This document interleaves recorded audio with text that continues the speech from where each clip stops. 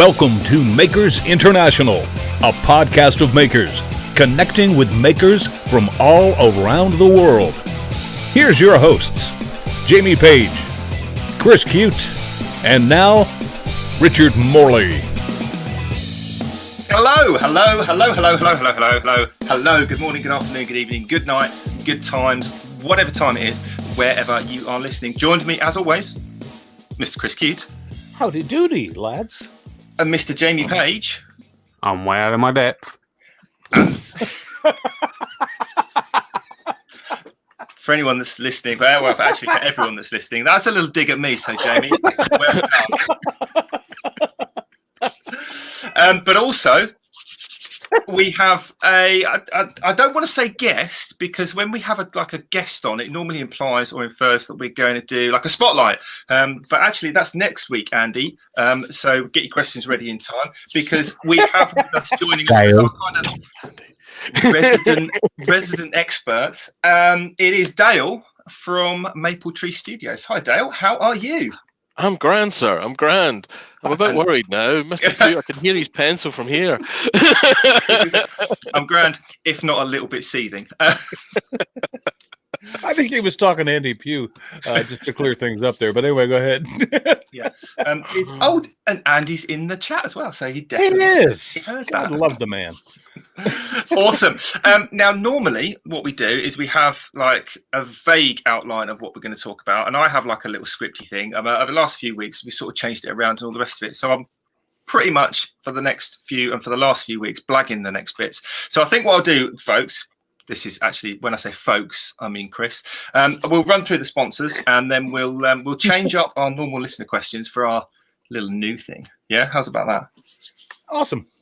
Excellent. So, as always, tonight's show is brought to you in part by Yorkshire Grit, the Woodturners Abrasive Paste, our good friend Chad at Man Crafting, Pam from Highland Boxes, and also Steve Harneal from Harneal Media, who basically is the backbone of the show in terms of the website and all that kind of good stuff, including, we always forget this, we've got like special email addresses as well, and they are like our names and then the website, which is makersinternationalpodcast.com.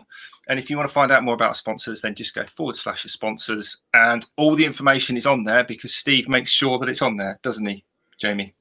Yeah, he does. I don't do nothing.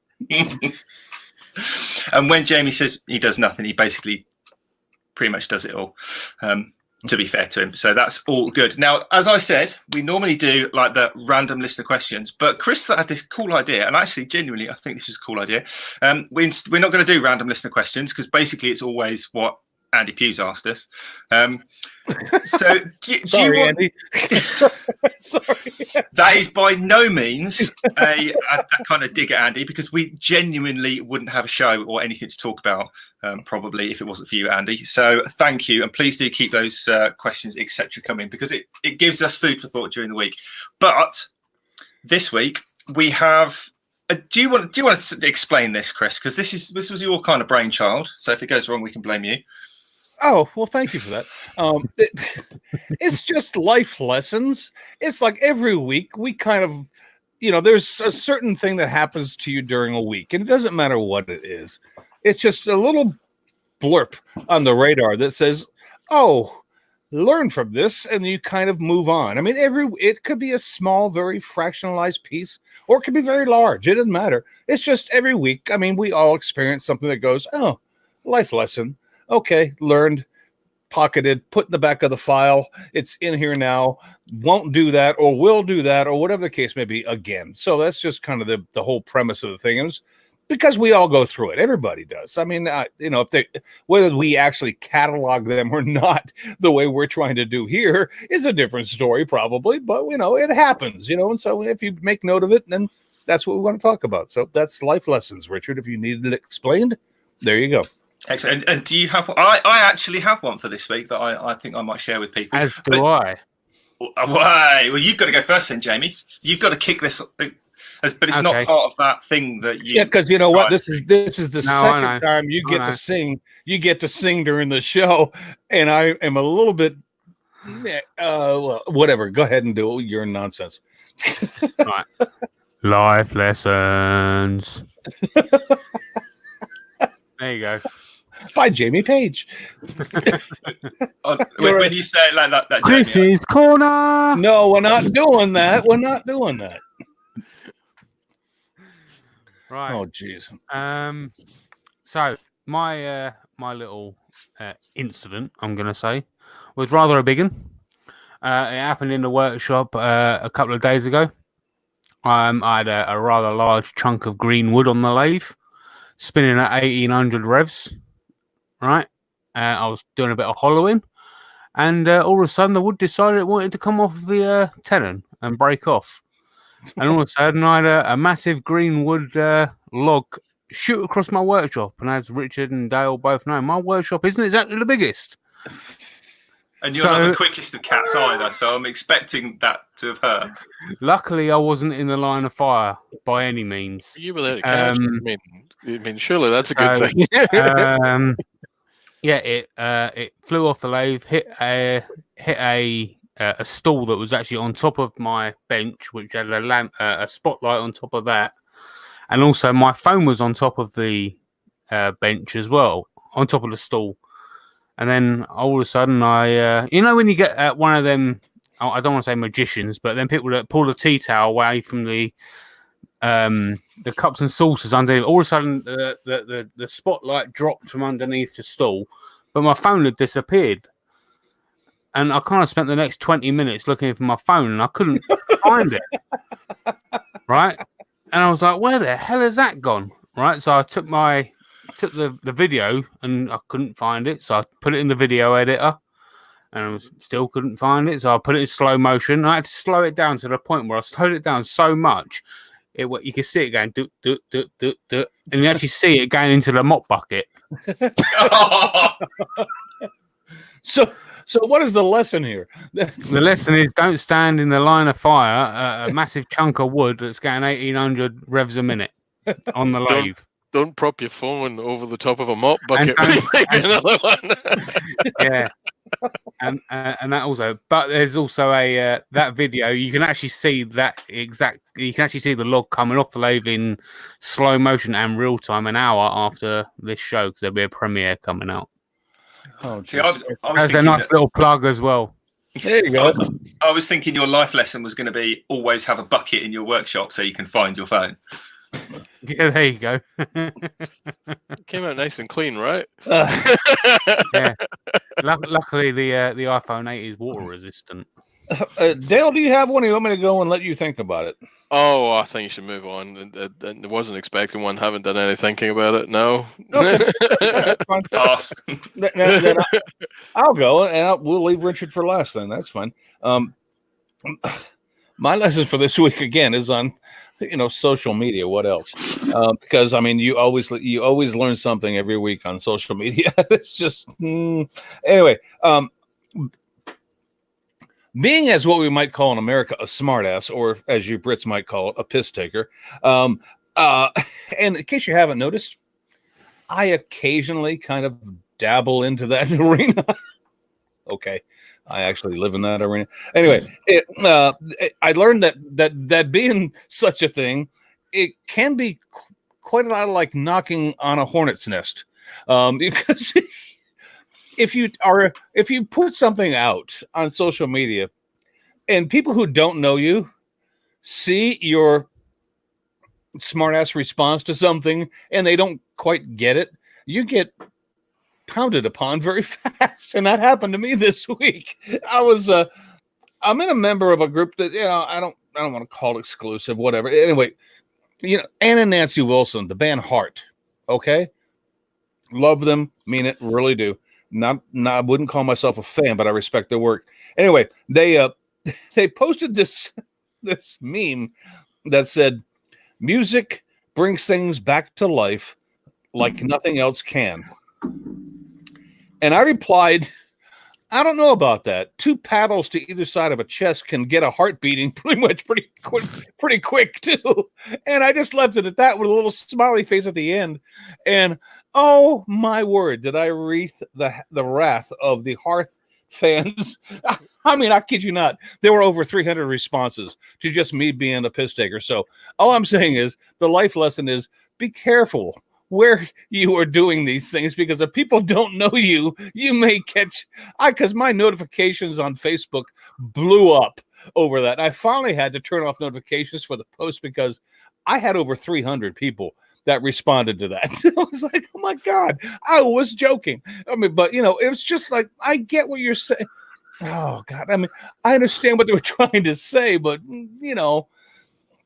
resuscitation of life can happen other ways. It's like nobody's going to put heart in your ear if your heart stops bopping along. It's like, anyway, whatever. Anyway, that was my life lesson this week: is to control yourself on social media to the point where you're not trying to spread your kind of sense of humor to people who don't understand it. So there you go. The amount of times I've gone on social media and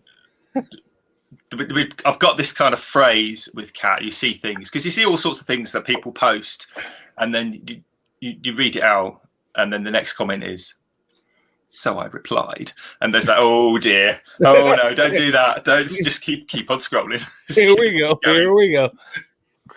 Well, yeah. I wasn't exaggerating. She said, "Yeah." I wasn't exaggerating about the 300 plus replies, because that actually did generate that, but whatever. Anyway, but they have a large fan base, so that's understandable. All right, Richard. So what do you got, man? So mine's kind of a bit different. It's just before Christmas.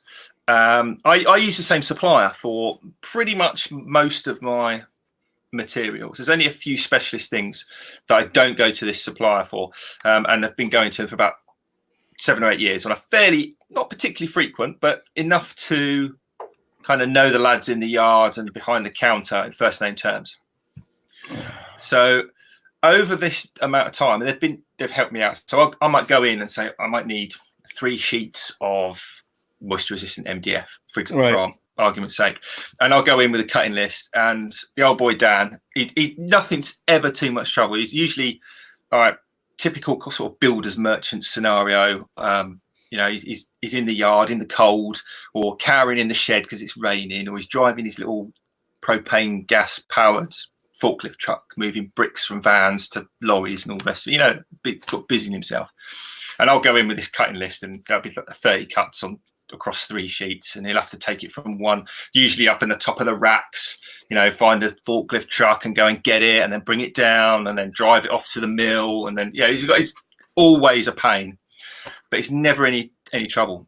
And about September, October time, maybe they took on like another lad called Jay, and I think he come from a different branch. Very much the same mentality. I'll go in. They'll just see me coming across the yard with a bit of paper in my hand, and they're like, "Oh God, what does he want now?"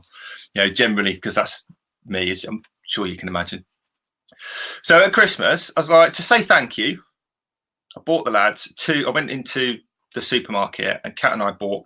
Well, I bought them. It was Kat's idea. 2 like those big family Christmas packs of biscuits.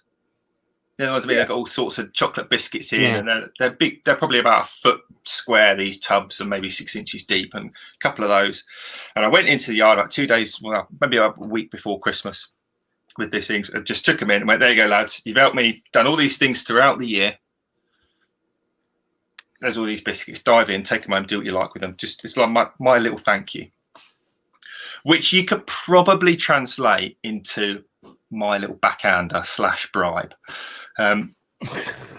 Because that's basically, it's sort of that, like in the States, Chris, you'll go to a hotel and the old boy will bring your bags up and they'll wait for you to give him a tip, or you go to the hotel or the restaurant and you tip.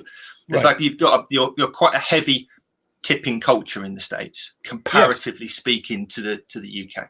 Yes, very much. And that was kind of my little thank you. I mean, I'm polite. I like to think I'm polite. And I say thank you, and I do appreciate the work that they put in. But I never kind of show it other than saying thank you. Anyway, the story's starting to drag on now. Earlier this week, and by earlier, it was like Monday or Tuesday after Chris said, "Make sure you have a life lesson for the week." I was like, "Oh God, something else I've got to think about and try and forget." I went in to see the lads for something else, and purely out of chance, I needed some hardwood for a trim on a job that I was working. And I knew in the back of my mind I was going to have to go across town, fight through kind of city centre traffic to go to the other side of town to another yard where they had hardwood. And I'd have to pay through the nose for it and all the rest of it. And I just made an off-the-hand comment, "Have you got any hardwood here?" And they were like, "Oh no, we don't. What do you want?" Yeah, it just went from no, we don't do any of that to what do you want? And they're like this little secret stash, and they pulled, literally went like out the back, under the counter job, and they had exactly what I wanted, and didn't even charge me for it. No kidding. And that, seriously, straight up, it was about 1.5 by 2 inch strip. It was about 7 foot long piece of solid oak. So I mean, it wasn't a massively expensive bit of timber, but it wasn't particularly cheap either. And it's just something they've got sitting around. They just happen to have roughly the right size. He said, "Do you need it milled up? Do you need it cut or anything like that?" Which I didn't. But the kind of the moral is, and I guess this is a way of getting further into these relationships and saving yourself money down the line, is when you go to these places, develop a rapport, get a kind of relationship going, go out of your way to show your appreciation and be chatty with these people, because become recognized when you walk in there, so they remember. Exactly. No, that's you know what, that's a great. I'm not going to go any further because obviously we need to send Richard an instruction manual for Cliff Notes. But yeah, sorry, buddy. I'm just kidding. Because I do that all the time, Richard. But it's like you said, it's a different culture here in the States than it is in the UK. So it makes more sense, and that's kind of more inbred here. But we should imagine what you would have got if you gave them Jaffa cakes. Probably going to get booted out of the yard, to be honest. Yeah, anyway, they're 10p each. They work out 10 pence each for a Jaffa cake. I think that's extortionate.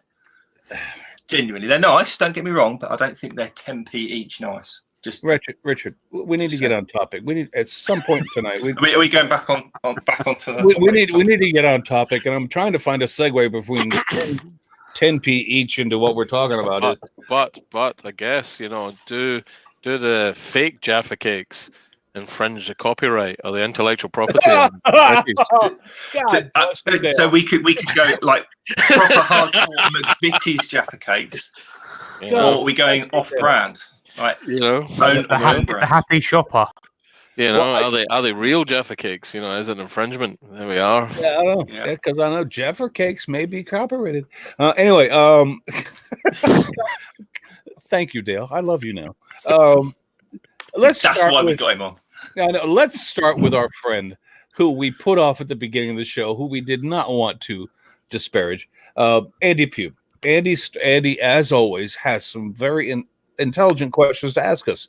And they're intelligent in the manner that they cover subjects that maybe people don't know about. Now, some of these may seem like common sense to some people, but if people are trying to get into things and do things for the first time, maybe not. So I think it just behooves ourselves to cover these topics. His first question, and we started out talking about copyright infringement, but I have to let you understand, and I think Dale and Richard and Jamie will support me on this, it goes beyond just copyright. And Dale, I mean, it goes beyond, it's not only copyright, it's trademark. It's a number of other things too. So we're going to have a kind of a quick, 50-minute station. First question is it okay to copy something you're not going to sell? For instance, can I make my own Iron Man armor and lightsaber? Or can you do it for yourself? That's the question. Is there a problem? Are you treading on anybody's property by doing that? So a good placeholder is that theoretically everything's copyright. Everything from an email to a space station and everything in between. It's whether or not, but at the core of it is whether or not the person who has that copyright, the first person who created the original work, asserts the right of the copyright or gives away the rights to it. Most of the time, though, if you were going to do something specific, if you've got a copyright, it's about a book, a play, a piece of music, the ability to make multiple copies of the same thing. Usually when someone's talking about armor and things like that, what they're really talking about is trademarks, when particularly if you use names like Iron Man or lightsaber or Yoda or whatever. So in many respects, the short answer is if you make a copy of the armor, unless it's absolutely precise, you're probably going to be okay. But theoretically, the image, the armor, the design that went into is covered, at least in the UK, under the 1988 Copyright Designs Act, and I think it's the 1999 DMCA, I think, in the US, which means basically you can't make a copy unless it's for fair use, and fair use is where people get into trouble on this.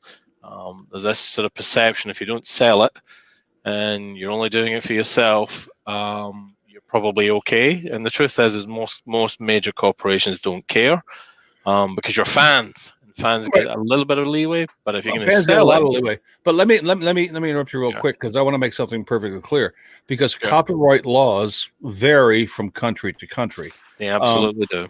And there's an absolute difference that has been announced earlier this week about how Britain, because of Brexit, is no longer going to embrace the EU laws when it comes to copyright. They have their own, and they're going to keep them. So it varies from the EU to the Britain to the United States to Canada. They each have their own rules and regulations. So if you're operating within that genre, then you have to learn what each individual laws happen to be. So I'm sorry to interrupt, but I just you're absolutely right. I mean, Article 13 is an entire topic all of its own. Oh, don't get it. I think you guys have covered it. I think good news for Britain. We're not going to have it. But the principle at work is what most people run foul of is the idea of selling something.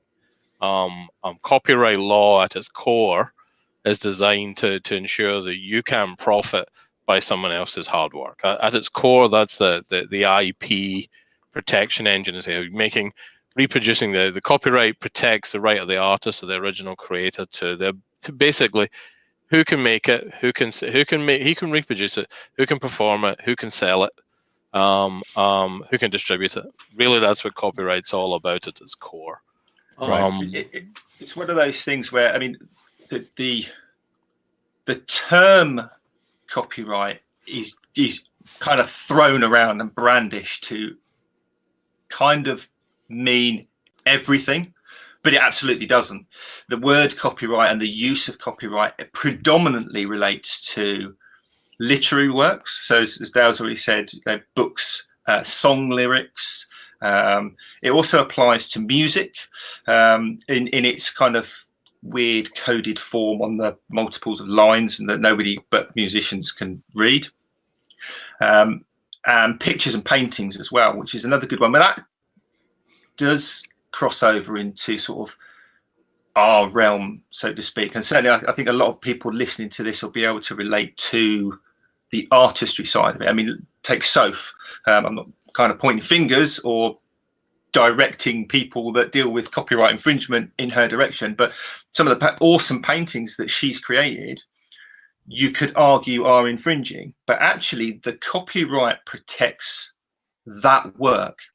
So if I paint a picture of Iron Man, say, that iconic hand forward thing, and I copy it exactly to forgery level skills, I'm not really breaking copyright, because the copyright of that work actually belongs to me because I did it. I put in all the effort, hypothetically, in that picture. If I then photocopy it or take a picture of it or try and pass it off as a genuine piece of original that artist's work or an original or anything like that, that goes into a different line. So you can then be done for forgery. It's a bit like let's put it this way: if you sign your own name to that artwork. Exactly, and that's what a lot of forgers do. Actually, they'll hide their own little kind of things in it, and people have got away with forgery by putting in. In fact, there's quite a famous artist who literally copies expensive paintings. I can't remember the guy's name now, but he'll put like mobile phone masts in 17th century paintings. Yeah. Gotcha. Rather than that's not because there's a taxi in that 1820 picture of Paris or whatever. If I may, I just want to. It's because we're kind of intersecting a little bit with something else. The story that's at work in now, if you'd chosen it not to be Iron Man and it been Jamie Page leaning into his mic and going, "Jamie's Page," and you decided to make a picture of that, paint that, then your argument would have been completely watertight, 100% watertight, because you're of a real person. It's an image, it's an interpretation. Where we run into some challenge, if it's Iron Man, is Iron Man is actually an intellectual property right. So but it's not a copyright issue. This is where they cross over. So you've got copyright, and then you've got trademarks, registered. Exactly right. That's where the blur comes. So what I was going to say is that, however, if you were to take someone else's picture of Iron Man doing that and make no interpretation for yourself, what you would do is you would effectively be in breach of copyright and be potentially liable for damages or loss of revenues. Well, we're talking about sequestration that comes your way. We're talking about, and I think the focus that we described in the conversation that we put forth was that we're talking about people who are maybe part-time, maybe want to go, maybe even are full-time makers, and they want to know where the line is drawn so they don't get into that kind of trap. So I think the conversation that we should have is probably, or at least for some part, be geared to people and to tell them how to avoid circumstances where they don't get the takedown notices, or they don't get the cease and desist notifications. It's because there is a real fine line. I mean, everybody who is out there and who is on the hunt for new sales is going to want to pick up on the new trend, and they're going to want to embrace it and knock up their sales more because they know it's a hot topic and a hot image, a hot project right now, whatever the case may be. And one of the articles that Richard sent us earlier was that there was a number of people on Etsy that, because Disney had not put out any merchandise yet on The Mandalorian, and they introduced the Baby Yoda, and Baby Yoda became extremely popular. There were a lot of makers on Etsy that all of a sudden said, I can make Baby Yoda. I'm going to make Baby Yoda. I'm going to sell Baby Yoda. And Disney enforced its rights and took down a lot of those sites on Etsy. So I think that what we really need to conversate about is where's the line on what you can and what you cannot do. And if Richard, I know you know a lot about this topic, and I know Dale, you do too. So if you want to start, Richard, I mean, I'd be happy to follow your lead. I mean, when I used to deal with copyright, it was predominantly literary works. So that's where my kind of little segment in is. As we've already said, this has a very broad spectrum. But what we used to do is we would fairly deliberately, and by deliberately I mean consciously, sail relatively close to the wind. So that because you've got this kind of grey area, what we would find is it's basically all to do with money. That's the bottom line. Yep. If you go around producing Baby Yodas, I mean, to try and keep it with that Baby Yoda, if you start,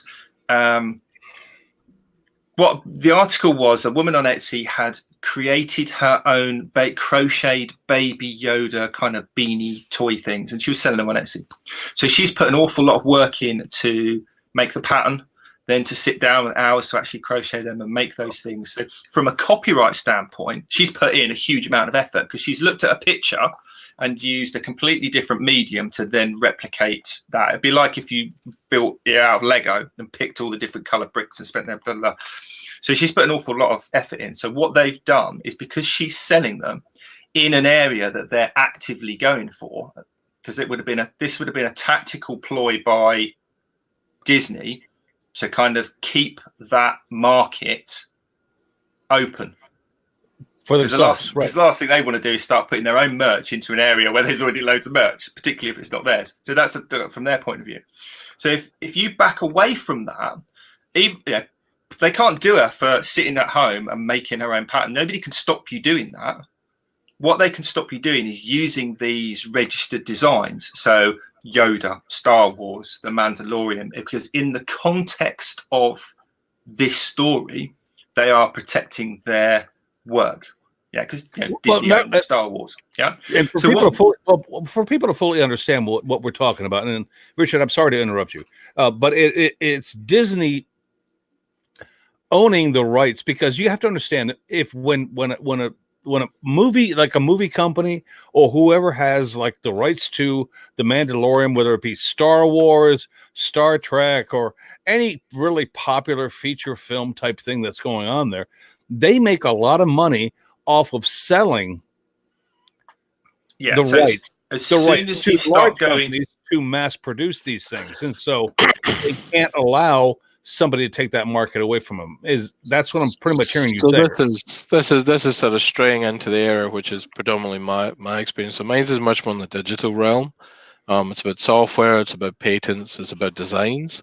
My job has been predominantly to maintain, retain, and protect these from the point of view of a digital landscape. Where we move to very quickly is this idea of profit. If you are attempting to profit by the creation of, or the copyright or duplication or replication of a design, an idea, then you're immediately liable for someone to come looking for you if that idea, design, trademark is protected. The best way to think about it is if it's just you and you're doing it in your bedroom, the little old lady making it for a granddaughter or whatever, no one's going to know, no one's going to care, no one's going to be particularly interested. But the minute you put it on Etsy and you're going to try and sell it, again, Disney's probably doesn't care about the fact you're selling a little green blob thing made out of wool. They do care the minute you add words like lightsaber, Yoda, Star Wars, which are all trademarked words, which are infringement of their trademark, and they can instantly shut you down based purely in that simple linguistic trademark. So let me ask you, if somebody made like a little baby Yoda, but they put it up for sale, and the only wording they had for that was little gargoyle, whatever it may have been, as long as it didn't have any of Star Wars, The Mandalorian, Yoda in the title, and it wasn't described to be as such, would that be okay? It would almost certainly come down to this idea of the copyright part where you're replicating the art. But the principle would be is if it's a little woolly Yoda that we've all seen in this particular story, the answer is almost certainly not. No one's going to draw that conclusion quite the same way. But if it was more like, say, a relatively famous maker who 3D prints one and then wraps it in a sack and it looks just like the real thing, and they put that on Etsy, then you're in a very different realm, because what you're looking at looks and is instantly recognizable as the character from the movie. Yeah, so in that sense, the fact that you haven't used Yoda, all the things that they're talking about in this instance would because it's by association. Absolutely. But what you've got to remember is this is, like I said, this is always a tactical move, because when it gets down to profit, the fact that Disney has gone after this person in this particular instance is because they want to keep that market open. Not right now. They don't care about that person, and they probably don't care how much that she is selling. What they're doing is they're using it to deter other people, because they don't want that market filled, because they want to put their own stuff in there. What they're doing by saying, it's because you're using, and actually when you read the article, she got this order from Disney saying you're using our registered trademarks by using, Star Wars is a registered trademark, Yoda is, and all the rest of it. They're using that because it's the easiest way to say it. Well, what? It sounds to me like, because there's no such, and maybe there is, maybe there isn't, but there's no such thing as an Etsy seller who matches the sales potential of a Disney market. No, totally. Now, if she'd have done this in maybe a year's time, after they've already put all their merch out, they wouldn't bother. And the reason that's my point. My point. The reason they wouldn't bother is because it comes down to money. They're expending money to send it. It's actually quite easy. Sorry, guys. I'm sorry to talk over it, but it's actually quite easy if you follow the thread of the story. They didn't actually go after the lady directly. They went after Etsy by issuing a series of takedowns. So they're not going after the individual sellers because there's no profit in it. But telling Etsy they can't. Dale, I agree with you. My point, and they're cutting their costs by doing that. Exactly. The point that I was trying to make was that Disney wasn't actually after the individual seller. Disney was after making some freaking noise. 100%. About this seller. 100%. And that person may have been, unfortunately, the brunt of it, but they wanted to make some noise to alert people not to do that. And that's how they did it. And it's interesting. It's interesting we're talking about this because Disney got into trouble a few years back for going after a mom and pop card store in the US, who were selling basically, they were selling cards that they'd made themselves for birthday parties for kids. They had the ears on them and nothing else that specifically referenced Disney. But they went after them with the full might of Disney, and it backfired in the face. So they're very careful now about to do it through some other route that looks very, very, very clean, very honest, very safe, and very professional. And in many respects, that's exactly how they tackled Etsy in this case. But you're right. You're dead on, Chris. You're dead on. It's about noise. It's about profile. It's about, we're here now. Stop it. No, it's like we recognize it and don't do it. And I don't want to disparage Disney because God love, I happen to friggin' love Disney. I really do. And I like the company. but they are one of the most, and just in case everybody doesn't know, they are one of the most aggressive companies in the planet that will protect their trademark, their copyright, whatever you want to call it. They will come after you in a heartbeat. So, how does it feel about princesses? I'm sorry. Well, I was actually going to say, anyone that's up already, so I don't care.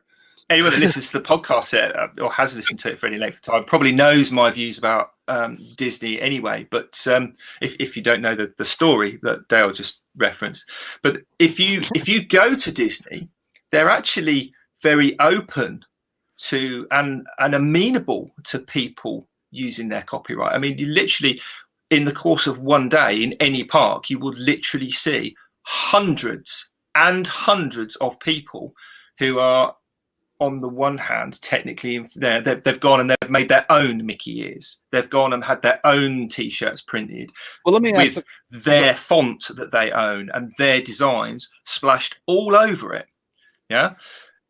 But also, if you go into Disney, you can sit down with one of the animation people, and they will teach you how to draw Mickey, Donald, Pluto, whichever character it happens to be, and they actually, part of that lesson is you signing your name underneath it because you own and the reason is you own the copyright on that image. We'll show you how to do it, but this is your image. It's not ours. You did it.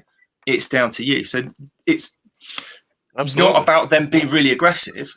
It's like Dale said, they're actually kind of quite amenable to it as well. No, I know, I get it. But what I'm, and the purpose of the conversation, I think, is, what can we tell people who may be listening to this who don't know much about what we're talking about and hopefully have gotten some useful information, but how can we help the individual that is just starting out, that is obviously, if you're just starting out, you're a beginner, so you've got much to learn.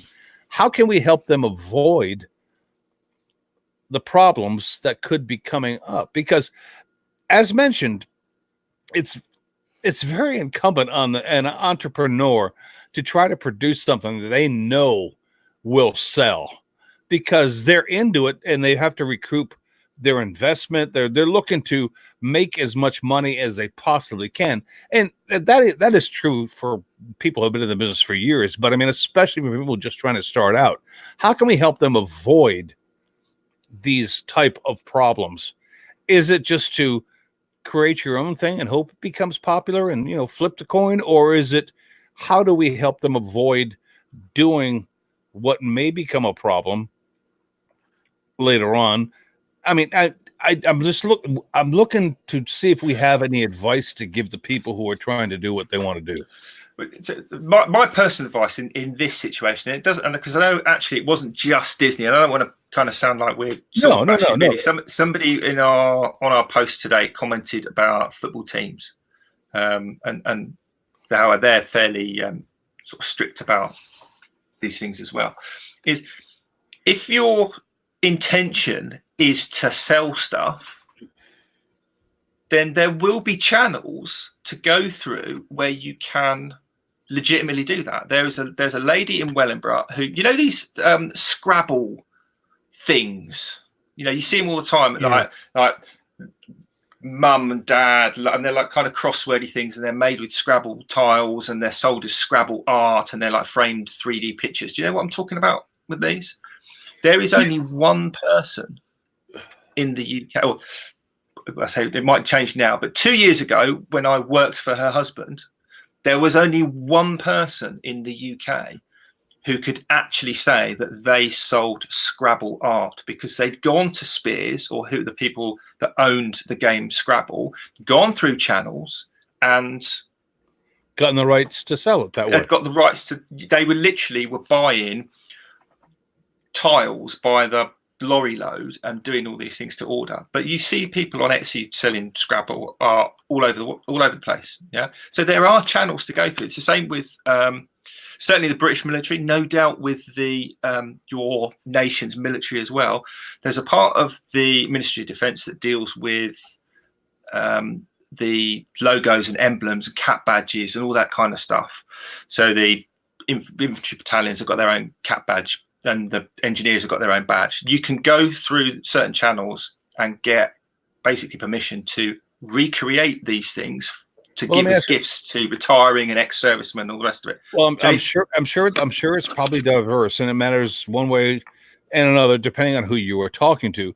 But this can sometimes require an investment on your part to buy the lease for the trademark. So it's a case of doing your research in the particular area, and that's like that due diligence goes for any business. It doesn't matter what you're making, selling, doing, whatever it is.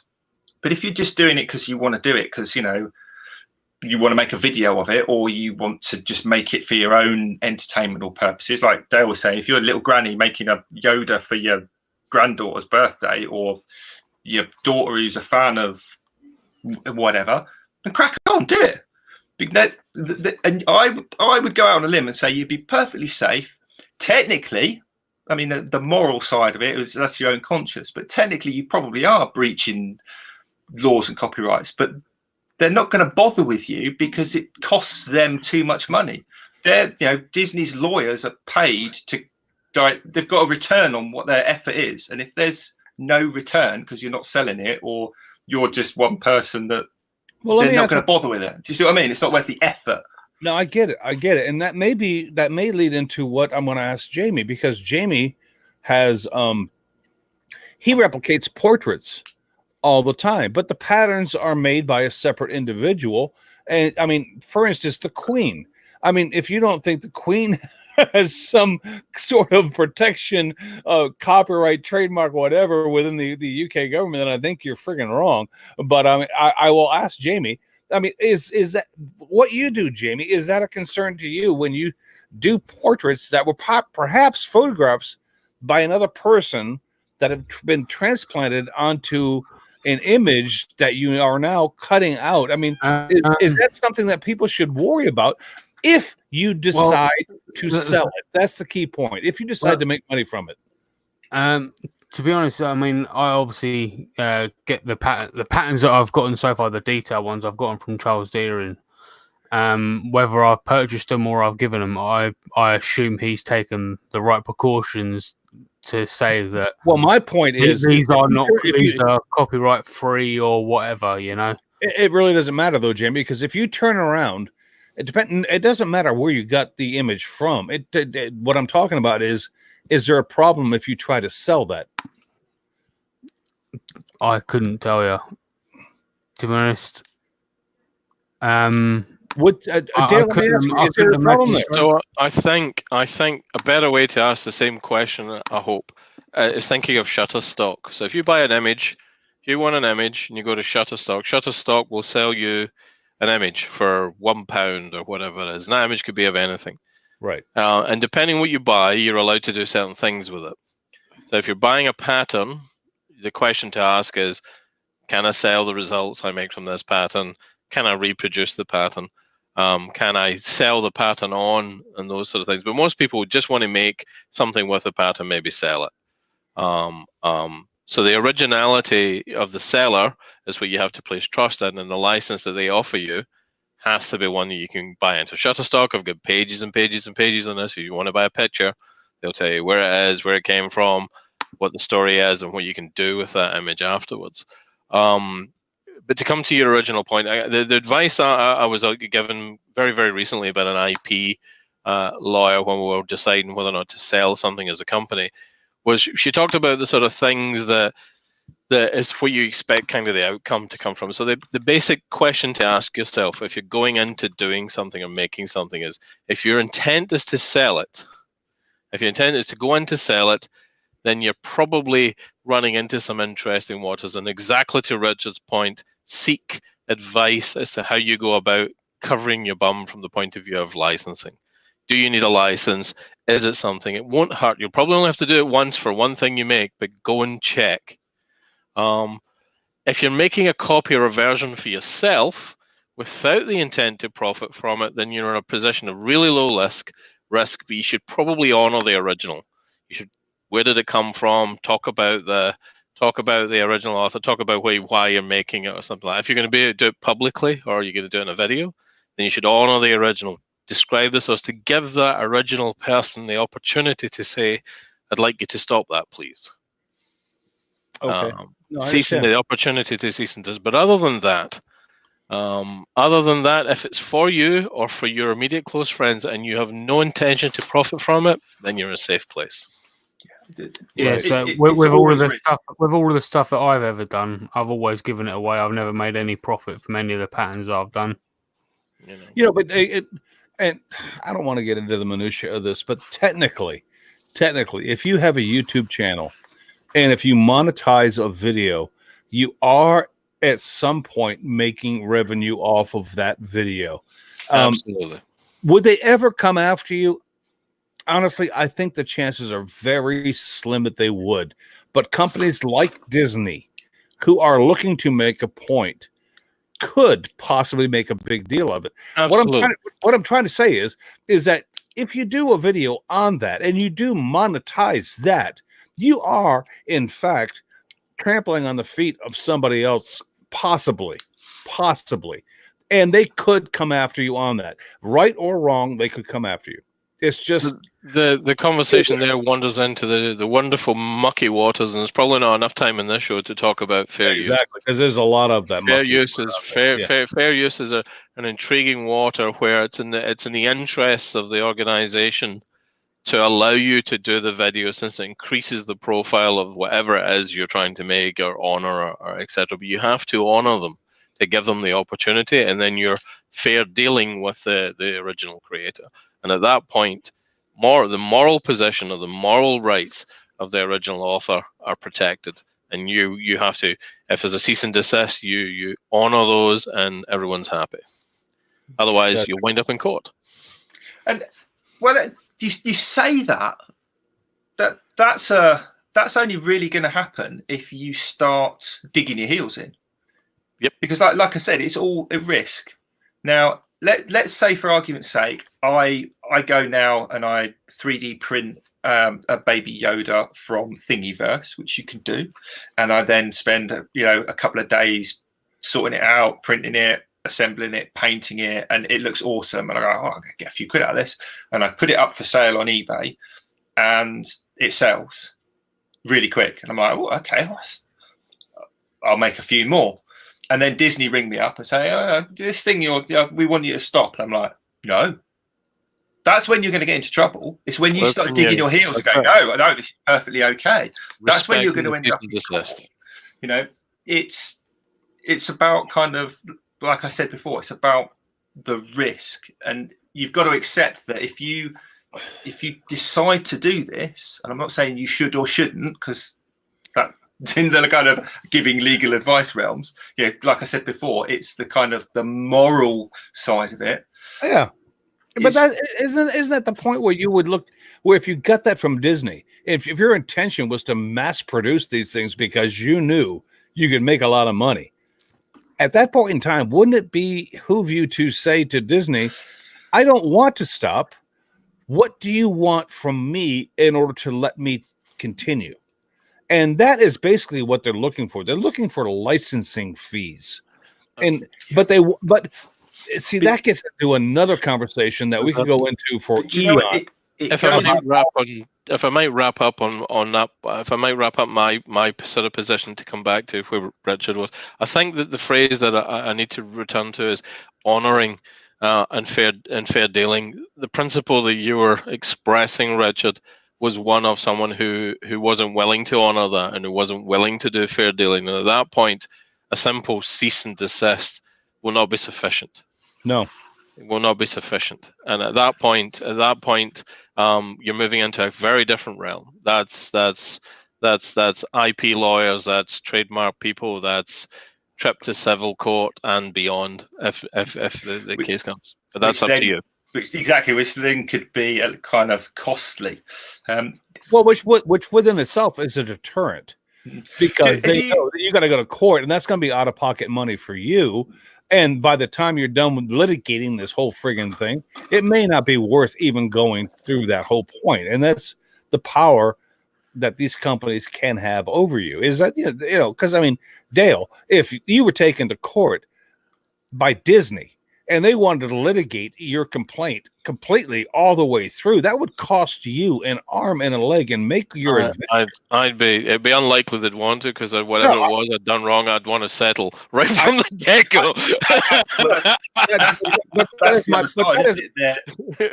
That is my point. They can take you to the point where you're going to go settle. They can destroy individuals. Yeah. So you have to be very wary, is what we're trying to get across to the common folk like us, is be very careful about where you go and how you handle these situations. So here's an interesting one that is directly Disney related, and it kind of flies against everything we've talked about, the whole money making, and we're talking lots of money, and yes, like totally effectively Disney are kind of complicit in it. Have you guys heard of pin trading at Disney? Yes.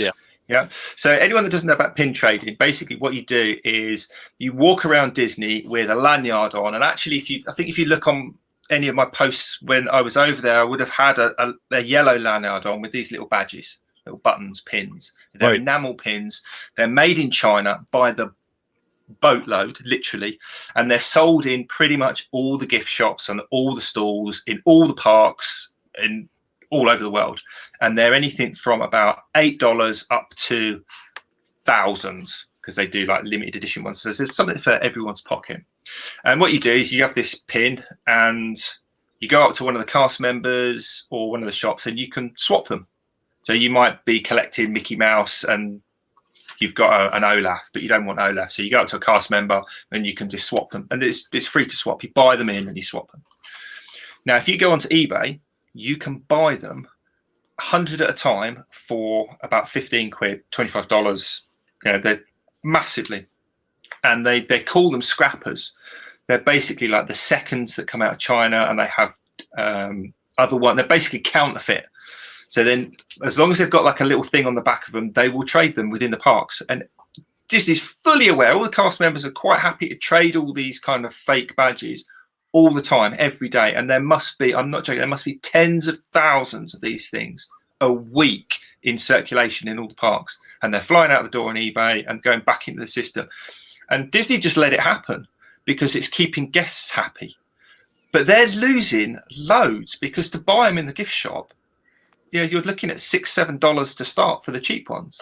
I'm sort of minded of the realms of online streaming and piracy when you talk about this, where just because we don't see the machination of the machine doesn't mean the machine isn't working against it.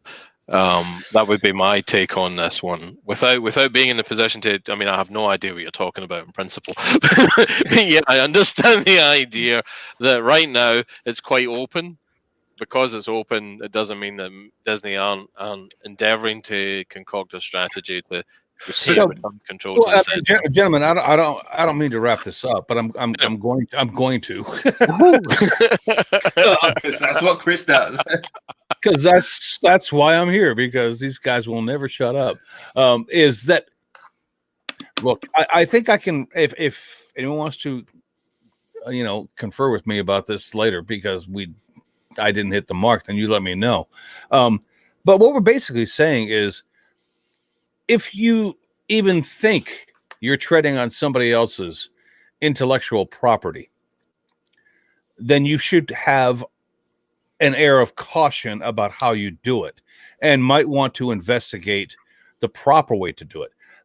If you are creating something of your own design that has never been done or thought of before, and I'm not talking about things that are open space. I mean, everybody knows how to make a box. Everybody knows how to weld two things together. I'm talking about a specific item. If you want to make a specific item, then make sure that you're not treading on somebody else's land, because they can call you a trespasser. Now, and if they do so, that can run you into problems, especially as an entrepreneur looking to make money. So, and as you start out in the business, the last thing you need is extra added costs because of ... That I think that's the best way to wrap this up, is just, tread lightly as far as this goes. I know that making Beta Yodas could make you a lot of money, but they could cost you a lot of money too if you pursue it. So I guess that's the best way I know how to wrap this up, unless you guys have a better way. I have. Go on then, Go ahead. Jamie. Jamie's page. Oh, Jesus. Okay, go ahead. I knew you was going to enjoy that. I don't think. I think enjoy is probably a strong word. Right, so a couple of things. The first one is going to be, obviously, if you're going to make a Central, we have got a £20 off checkout price for stickers. So on the homepage of the website, makersinternationalpodcast.com, on the homepage, you can go down to our logo, click that, it will take you to a website. And like I said, you can get £20 off at checkout for your stickers after you've gone through the process of picking it out, putting in your design, blah, blah. The second one I want to say is Caitlin the Cat is going to be doing a live premiere in about half an hour after the podcast ends. So be sure to go over and check that out. I'll check it out. So yeah, there's that, and then half an hour I'm doing a premiere. So if you want to go and do that, No, self promotion doesn't suck. Go ahead and do that. Anyway, so yeah, that's all for that. On to my shout out. So my shout out this week goes to Mr. Jake Thompson. So he turned a manzanita wood and resin vase, or vase if you live in the States. This was We call it a vase as well, but go ahead. It just depends on which economy you live in. Go ahead. right. This was a piece of wood that Carl and Robin gave him when we was over that neck of the woods. So yeah, he turned the project, and that came out awesome. But what Jake does every year is he attends a show, and he does a raffle for it every single year for the Make-A-Wish Foundation. And it's this vase that he's raffling off, he's obviously going to do that, and all proceeds go to Make-A-Wish. So you can go and buy your tickets. So if you this is how he does it. So if the first dollar gets you one ticket, then every dollar after that doubles the ticket. So $1 is one ticket, $2 is 4 tickets, $3 6 tickets, $10 is 20 tickets, and $100 is 200 tickets, and so forth. Gotcha. Okay. So yeah, and there's also a PayPal link there as well if you just want to make a donation as well. So it's obviously going to a great cause, and Jake's doing some great stuff over there as well. So yeah, Jake Thompson. Awesome. Dale, you're our guest, so you get to follow Jamie's page. I'm sorry, but you do. Oh, well, mine's is kind of maker related, I guess. There's some guys have just started a new channel called Atomic Underground. They've bought an here we go with some acronyms here, and I apologize for this. An LGM-25C Titan II missile silo, which they're in the process of converting. So they're on episode 11. So they're on a press. So this is like this thing was operational on the American front line for the nuclear deterrent from 1963 up until about 1985. So it's a full-on, covers 5 acres underground. So it's tunnels, caverns, wires. Exactly you can't. So you get them in. It's the thing you see in the movies where the missiles come out and soar into the thing. So they've bought an old one of these, a decommissioned one, and the first few videos is full of mud. And they're slowly but surely working their way in, and they're building platforms, some timber, they're clearing it out, they're pumping the water out. They're on episode 11. The guys are doing this with Patreon. They're doing an episode about every week just now. And it's really interesting where they had a methane explosion in one of the rooms because it hadn't been ventilated for the better part of 2 decades. It's really interesting. I think it's going to be a fun watch. I think it's going to be a good long run, but I wish them every success. You can find them at Atomic Underground on the webs and on the YouTubes. It's cool. Check it out. I will check that out. I'm into that kind of stuff, and I know Richard is too. So that sounds like the sort of thing that people are going to watch. They're going to tune in. Are they going to blow themselves up this week? What's going to they're opening a hatch. It's like why people watch hockey. Is there going to be a fight? Come on, there's going to be a fight. Anyway. I thought someone had bent over with a lighter. No, they were opening a hatch into an escape hatch, and as they're slowly opening this escape hatch up, you see water starting to piss underneath it, come through it, and they're slowly opening the bolts, and more water's coming out, and you just have this vision of this huge door bursting open and a lake coming into the whole center. It's interesting. It's very, very, very, very fun watching these guys hitting stuff with hammers and slowly but surely returning this place to where they can get down corridors. Fun, interesting. It's going to be good, I think. Awesome. Richard, you want to go? You want me to? No, I can go. It's very, very quick. My shout out this week goes to the Mad Maker, Chris Smith down in Southampton Way. He did. He basically 3D printed some lithophanes and then did like a stop motion animation using these lithophanes. So if you don't know what they are, it's basically 3D printed a picture that you shine light through. I think Jamie did. Didn't you do one, Jamie? Yeah, I've actually still got one of Poppy. That's right, yeah. So he 3D printed these pictures, but then he did loads of them and then animated them. Each one was like a GIF. Yeah, it was a GIF, but what do they call it? Like when you animate, a frame. That was it. So each one becomes a frame, and then they took all these pictures and then turned it into a video. It's awesome. It's really cool. It's not a particularly long video, but it's really cool and he explains how it does it and all the rest of it. Blah blah blah. And Chris is a nice guy too. All right, cool. There you go. Richard, Dale, send me those links, Jamie, and that link that we talked about. And I remembered to remind you, and I'm doing it live. So now, don't forget to send me that link we talked about before we went on there. Yes, I will do. Thank you. Yeah, it's Mr. Cute. I got to get it in when I remember it, because if I don't, it's going to be gone forever. My shout out this week is to our very own and very beloved, if I may say, Andy Pugh. Andy Pugh, if you don't know, has just started his own podcast. And Thoughts from the Tinkerage.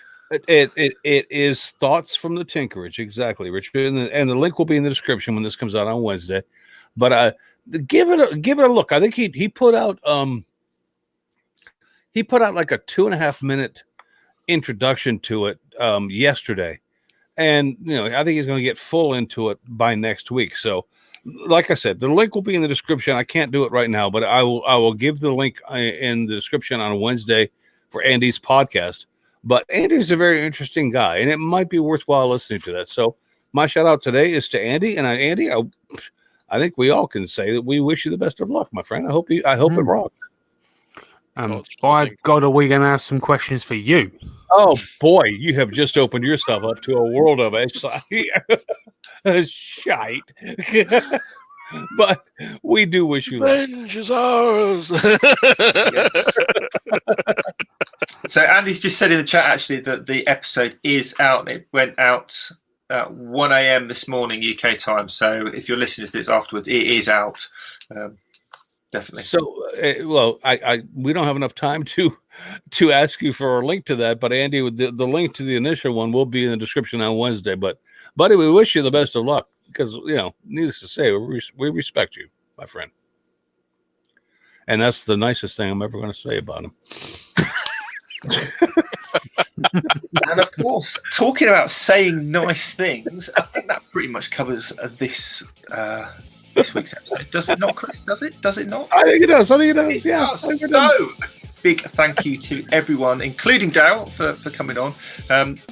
It was kind of think of it as a dress rehearsal for next week. If Dale's not here next week, he obviously didn't go so well, but fingers crossed you'll be with us next week, Dale. So thanks for coming on. Thanks to everyone listening live in the chat still. I don't know if we are going to do we're not on Patreon, but we'll probably do a free party after the show that's because we might do it, but we don't really know because it's always up in the air thing.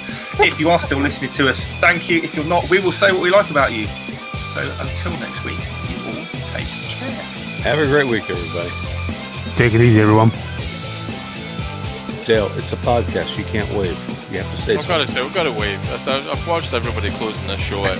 Best way to wind you up is to kind of leave it to right to the end of the big gap and then go, bye.